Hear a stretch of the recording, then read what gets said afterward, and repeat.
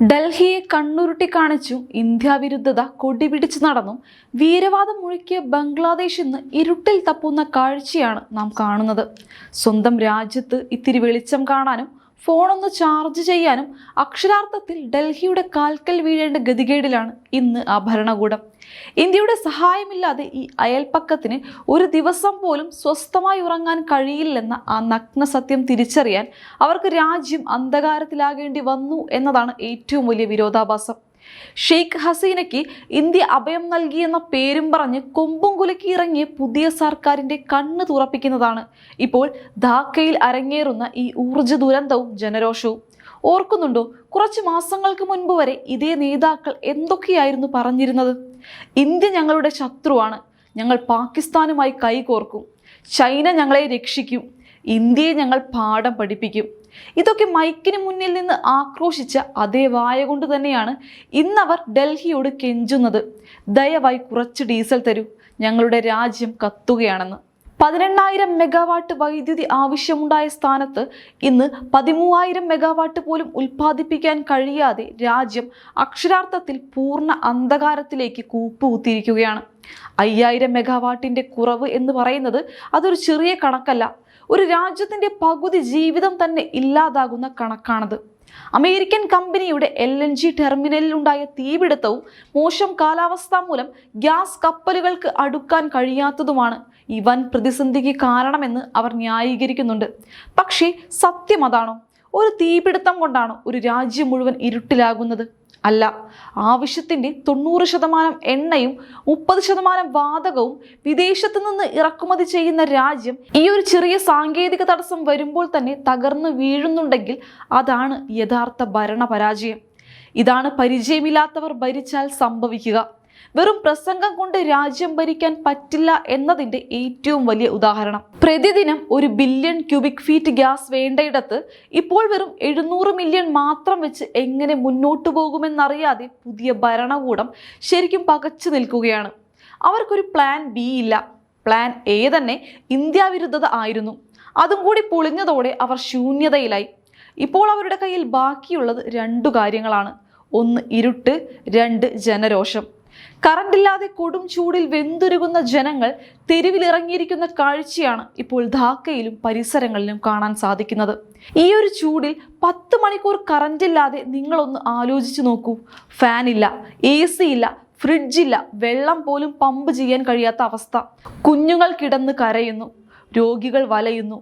സൈദ്പൂർ, കുഷ്ടിയ, നെത്രകോണ തുടങ്ങി പല പ്രദേശങ്ങളിലും രോഷാകുലരായ ജനങ്ങൾ വൈദ്യുതി ഓഫീസുകൾക്കും സബ് സ്റ്റേഷനുകൾക്കും നേരെ തീവെപ്പും ആക്രമണങ്ങളും അഴിച്ചു വിട്ടുകഴിഞ്ഞു.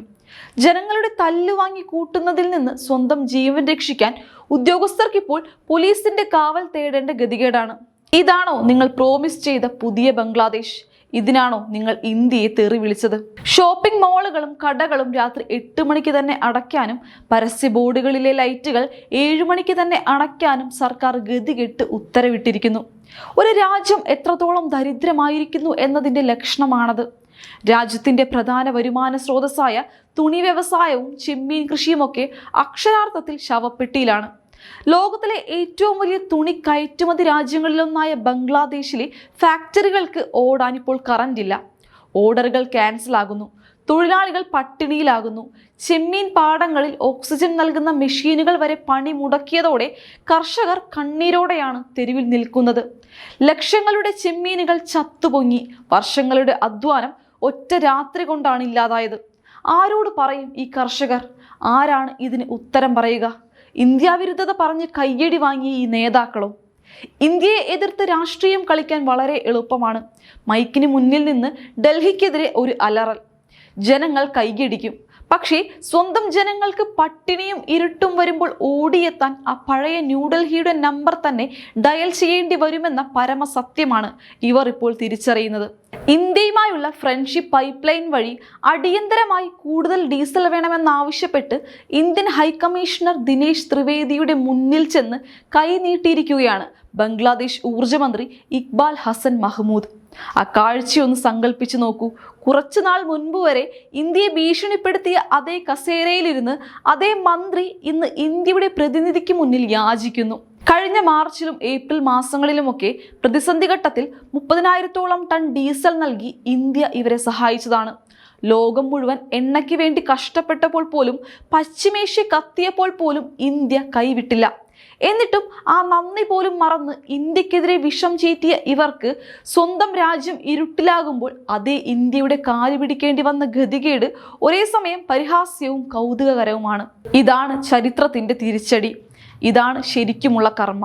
അന്ധമായ ഇന്ത്യ വിരുദ്ധത കാണിച്ച് അല്പകാലം കയ്യടി നേടാമെന്നല്ലാതെ ഭരണപരിചയമില്ലാതെ ഒരു രാജ്യത്തെ പ്രതിസന്ധിയിലേക്ക് തള്ളിയിടുമ്പോൾ സ്വന്തം പൗരന്മാരെ ഇരുട്ടിൽ നിന്നും രക്ഷിക്കാൻ ഭാരതത്തിന്റെ സഹായം തന്നെ തേടേണ്ടി വരുന്നു. 15 വർഷത്തെ കരാറിന്റെ ഭാഗമായി പ്രതിവർഷം 1,80,000 മെട്രിക് ടൺ ഡീസൽ അയച്ചു നൽകാൻ ഇന്ത്യ ബാധ്യസ്ഥനാണെങ്കിലും ആ കരാർ പോലും ഇന്ത്യ എത്ര ആത്മാർത്ഥമായാണ് പാലിക്കുന്നത്.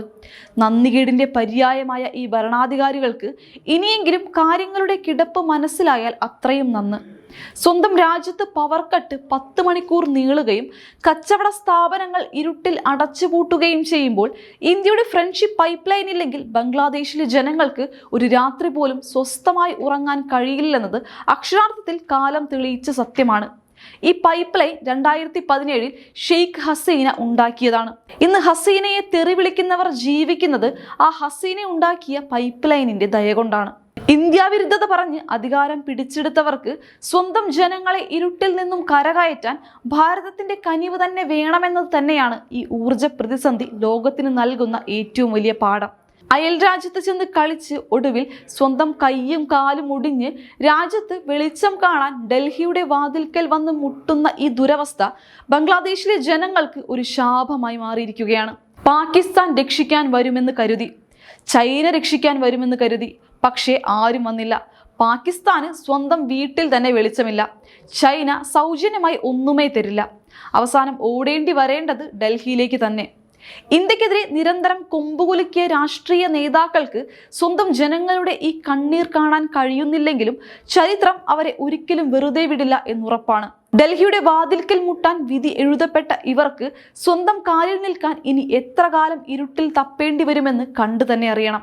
ഇന്ത്യയുടെ കൈനീട്ടം പ്രതീക്ഷിച്ച് കണ്ണീരോടെ കഴിയുന്ന ഈ ഭരണാധികാരികൾക്ക് പ്രകൃതിയും കാലവും നൽകുന്ന ഏറ്റവും വലിയ തിരിച്ചടിയാണിത്. ഇന്ത്യയില്ലാതെ ഈ മേഖലയിൽ ആർക്കും നിലനിൽപ്പില്ല എന്ന് തെളിയിക്കുന്ന ഏറ്റവും വലിയൊരു തെളിവ് കൂടിയാണിത്. ഇന്ത്യ വെറും ഒരു അയൽ രാജ്യം മാത്രമല്ല, ഇന്ത്യയാണ് ഈ മേഖലയുടെ വെളിച്ചം തന്നെ. അപ്പോൾ ഈ വിഷയം നിങ്ങൾ എങ്ങനെയാണ് നോക്കിക്കാണുന്നത്? അഭിപ്രായം താഴെ കമന്റ് ചെയ്യുക. മറ്റൊരു സുപ്രധാന വിഷയവുമായി ഞാൻ വീണ്ടും വരാം. നന്ദി.